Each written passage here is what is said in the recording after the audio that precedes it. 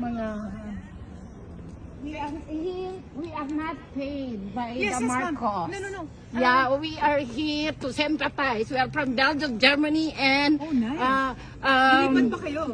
Germany with our own money. Our reporter from ako din taga ABS-CBN, Zen Hernandez po. Sen Hernandez. She's also reporting, taga dito I'm sa an Netherlands. ex-mayor of Kabakan. Talaga? I'm a two-termer. Baka pwede My kayong tumayo sa husband likod is niya.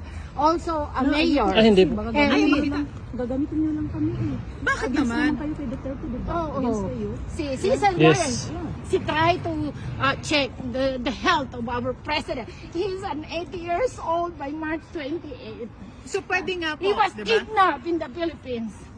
Oo. Kasi parang we will mention na nandito yung supporters. Sa totoo lang, syempre may magsasabi na hindi pinapakita ang supporters now. We're showing people. Yeah. That's what You we're can looking show for. us that we are not paid. Yes, sir. And he's my husband. Are you married to Yeah. Yeah. He married at From Manila. Manila. From the Philippines. Yeah, we Yeah. have over here.